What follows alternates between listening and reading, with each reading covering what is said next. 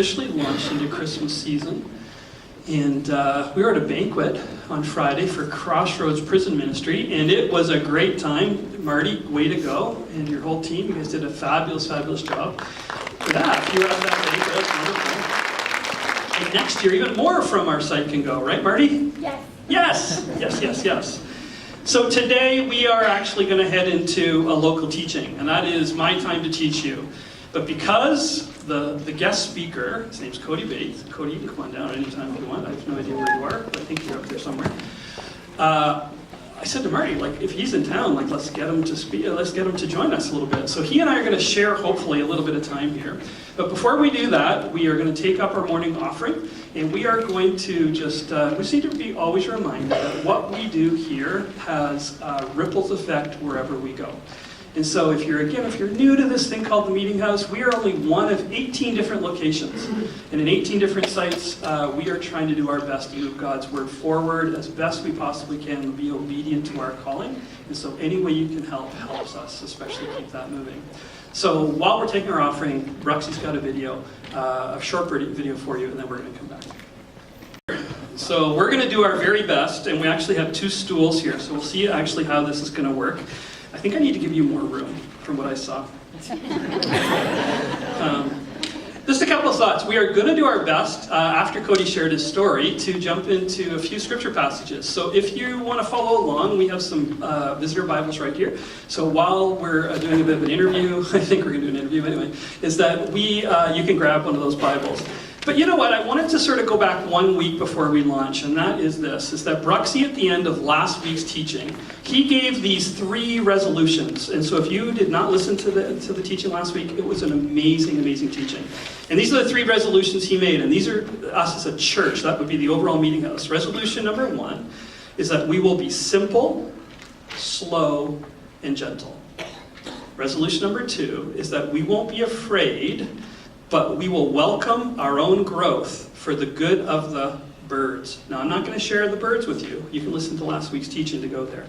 But the third one, and this is the key, that really, really has been something that I've been considering for a long time, and it just sort of was more, I think Bruxy hit it last week for me in my heart, and that is this, is that we will make space for those who are not like us and who might not like us. Who may not like us.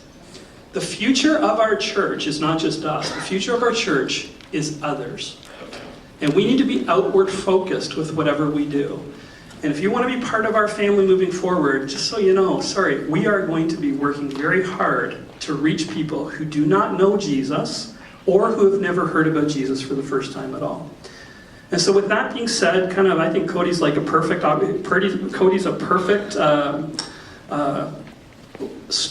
life story of someone who might have fit some of those categories.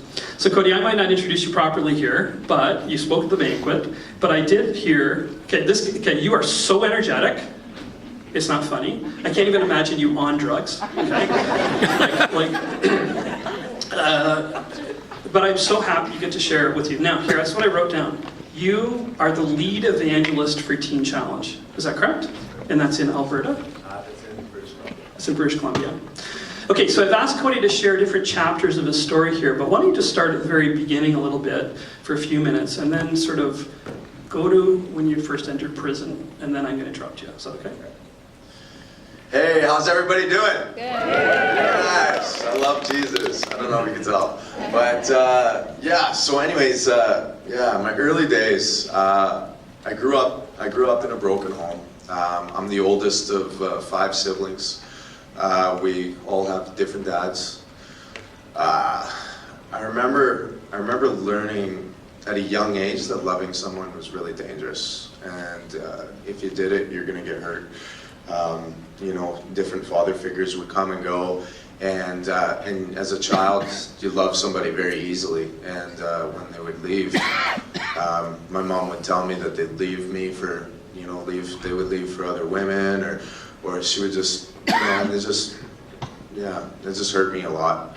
And so it started coming out in different forms of delinquency. I started misbehaving a lot. Because I was misbehaving, I got put on mood-altering prescription drugs at 7 years old, and then that caused separation between myself and my peers at school because I was on these drugs at school. I was on Ritalin and Dexedrine, and my friends would even include it in their dialogue that if I acted the same way at school as I did after school, I would have way more friends. But I couldn't be myself. These drugs just kind of messed me up. And it just led to a lot of bullying. Right around the same time, my mom started getting really mad at me. I think she was just kind of mad at her situation, mad at her life, and she started abusing me a lot. She put me in the hospital when she threw a glass mug at me. She pushed me down the stairs, reminded me over and over again that my dad didn't love me, and that's why he didn't pay child support. And so felt very out of control at a very young age. And so the first time I tried drugs probably doesn't come as any surprise to anybody that I got way more than I bargained for. For the first time in my life, like when I smoked my first joint, I was excited because I was going to be the cool kid on the playground for once, right? Everyone was going to know I was high. I was 12 years old. Everyone was going to know I was high, and I was going to be awesome. Everyone was going to think I was cool. And the craziest thing happened is I didn't care what anybody thought of me. It was the first time in my life that it was okay to be in my own skin. I didn't know God when I was young, but I prayed every single day that I would disappear. I hated myself. I hated every inch of myself. The only time I felt okay is when I was high. And that led me to start going to prison at around the age of 15. So when I went to jail and prison, it was the first time in a few years that I was sober, and I was a little intimidated. I didn't even know it was jail when I was walking in. Like I was just, I was out to lunch. I thought it was like I was at a summer camp or something like that. I asked them where the swimming pool was as they were walking me down the hallway. They're like, what? And they're like, oh, the swimming pool. It didn't click in that I was in prison until that airlock snapped shut behind me when I got put in my room. I was looking around, I'm like, this kind of looks like a prison cell. Yeah, but I met guys in there that were gang members, and for the first time in my life, I was being treated as an equal with people that were my own age. So as you can imagine, it was the first feeling of family I'd ever had in my life. How did you find yourself getting into maximum security? Well, when I got out of prison at the age of 19, everything that comes along with gang life followed me getting out of prison. Everything that came along with hanging out with these new friends. So I got involved in narcotic trafficking, building a trafficking ring. Once that started getting bigger, things started coming along with it that comes along with running a trafficking ring. It's we got home invasions, robberies, kidnappings, driving around with a bulletproof vest, gun in your lap, hunting people. It was a very intense. And and at the age of 21, on June 6, 2006, 666. Wow. My friend and I took the life of my rival in a drug turf war. So it was the day I broke the final commandment. And ended up in maximum security prison a year and a half later. I didn't get arrested for a year and a half, and when I got arrested, I got put in maximum security prison at the age of 22. And in your story you shared the other night, some really significant things happened when you were in maximum security. So I know you don't have a lot of time, but just sort of give us a kind of a glimpse of how you felt that was life-changing for you, even in maximum security.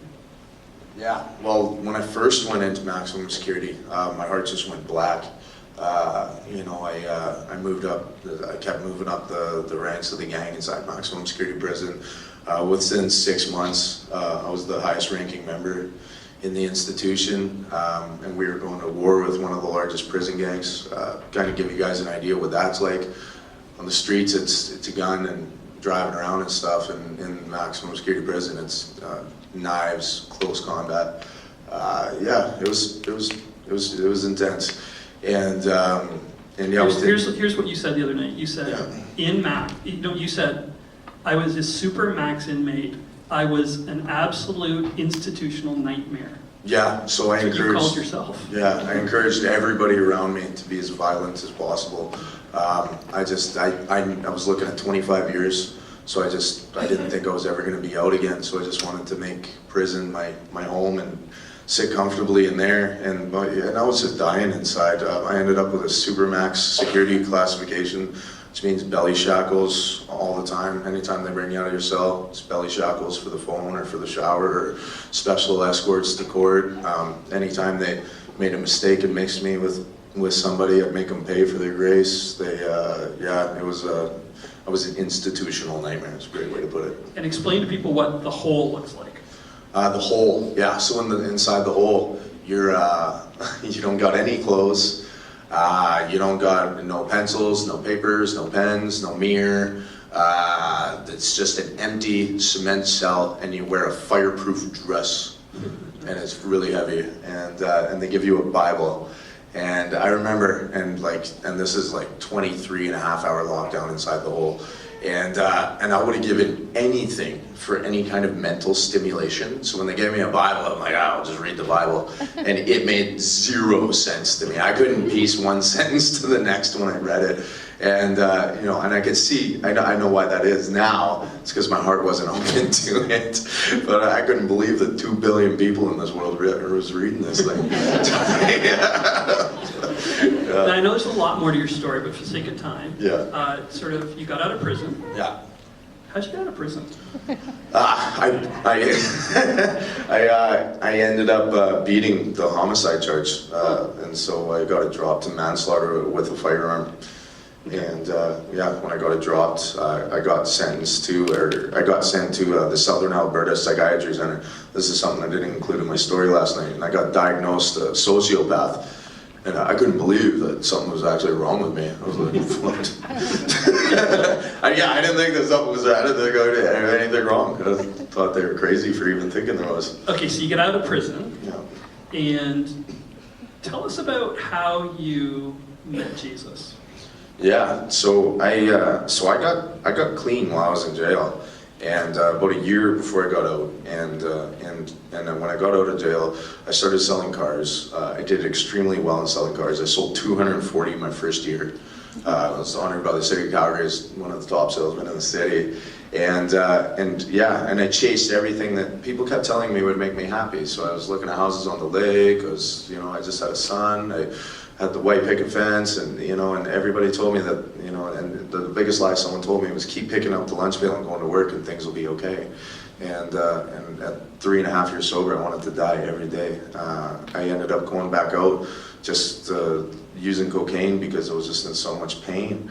And then I ended up building a significant, probably the largest small sale distribution network that Calgary's ever seen for sure.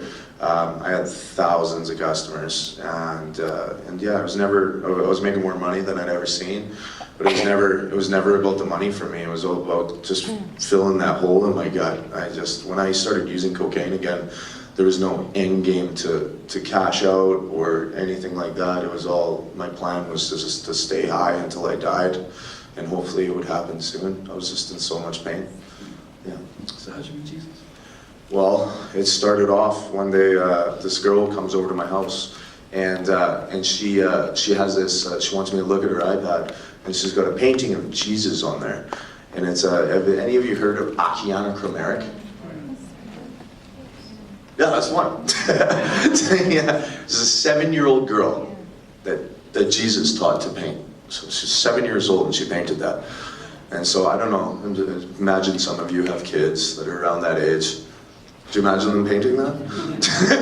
It'd be like my 5-year-old doing a Da Vinci in 2 years. And I remember she showed me this painting, and when I heard the name Jesus, he was on the same plane as Moses. I didn't know anything about the Bible, but I remember looking at this painting, and for the first time in my life, realizing who Jesus was, and knowing that I was looking at that was God. But in order for me to have any kind of relationship with him, I would have to get clean. I would have to get sober. I would have to quit selling and doing drugs. Me. It would have to be me to do everything. So not for 1 second did I think that he could do anything for me or want to do anything for me. I just thought it was cool that God was real, you know, and it's because I was just so evil that I just didn't think that why would he want anything to do with a guy like me. So January 4th, about 5 months after I seen that painting, my health had deteriorated. I was doing about $1,500 of cocaine a day, only sleeping every 6 days. I just never ran out of the drugs, so I just never stopped. And I tried to kill myself over and over and over again. And that day I woke up and I was going to kill myself. I was just done with this life. I couldn't do it anymore. I was in so much pain. And I went downstairs and I got the knife and I came back up. And I remember closing my door. I remember sitting down on my bed and thinking that that was the last time that I was ever going to stand up. And as I start cutting my wrists, I'm looking at pictures of my little boy, and the devil just telling me that ultimate lie, right? Let this be the one good thing you do for your son. Let this be the one good thing you do for the world. Yeah, I thought I was doing everybody a favor. And as I got the knife in, it just gave me the energy. I got the knife in deep, and right as I was about to pull it back, I started feeling things that I've never felt before in my entire life. It was, first of all, it was like that melon in my gut just disappeared, just like that. And I started being filled with benevolence, with joy, with peace, and not just like a little bit, but like bursting out of me. I got a knife in my hand and blood all over the place, and I'm feeling, in the most perverse moment of my life, I'm feeling more joy and love than I've ever felt my entire life. And the words started repeating out of my heart. It's over, your suffering's come to an end. And I've never been to church, I've never read the Bible, and I knew that without a doubt that Jesus Christ was talking to me, telling me my suffering had come to an end. So then, it's amazing. We got to jump over it fast, but then you have no idea where to find a church. Somehow you look up this girl, is that correct? Yeah. And then you know your uncle goes to church. Yeah. Your uncle tells you about a church. Yeah. You run into the church. Yeah. You sit in the front seat. Yeah. It's whatever every pastor wants to see. Yeah. No, Someone running that doesn't know church is basically detoxing. I was right? totally late, yeah, and she was already doing the service, like I'm running in right in front Then of the church rallies around you and sends you to Bible college. Yes, that's correct, yeah. Okay. Yeah. How's Bible college do for you? Bible college was awesome. I was very new in my faith, so I didn't know a lot, but the Bible really came to life when I was shaking under my covers reading it, and when I was detoxing, and yeah, so I knew that God was leading me there.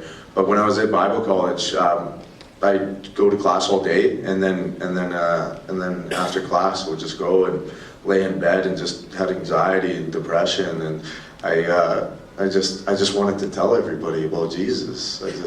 Okay, Miller School of the Bible, right? Miller College of the Bible. Miller College, sorry. And where's it located? It's located in Salmon Arm, sorry. Salmon Arm? Yeah, Salmon Arm. So in the prairies? BC. Oh, it's in BC, yeah. Okay. Yeah. With a bunch of homeschool kids, you said? Yeah, so yeah, I'd go a well. bunch of 18-year-old Show them your homeschool prairie tattoos kids. under Yeah, there, I hadn't seen a lot of this before. Okay, then, but you come out of that, and then you become involved with Teen Challenge, and you're an evangelist. Yes. How do you feel about that? Oh, I just feel on top of the world. God commissioned me to tell people about him. And I just, if I'm not telling people about Jesus, like I said, I get anxiety and depression, and so I just constantly have to be telling people about Jesus. And you know what? Today, my identity isn't made by my shame and my guilt, and my identity is wrapped up in exactly who Jesus created me to be. My identity is wrapped up in Him. I'm 2 years sober on January 4th, and I came from Jesus' timing was absolutely perfect. I wasn't saved in a church or an altar. Jesus met me on my floor with a knife in my wrist. 5 more seconds, and it would have been too late. His timing was perfect. And So Cody, what's your encouragement for us? Encouragement. Do we have to go to jail and into maximum security to find Jesus? Yeah, To get past your there's a whole lot more to that, but I'm gonna give you guys a shortcut. and that's tell the world about the gospel. I couldn't believe everybody didn't know about Jesus. So it's proclaim it boldly. In a worldly perspective, I'm not doing that great right now. Like I work at an internship and I drive a $1,000 truck that I don't really like, but I'm so full of freedom, with happiness, with joy, just telling people about the gospel every single day, and I just love Jesus. It's beautiful.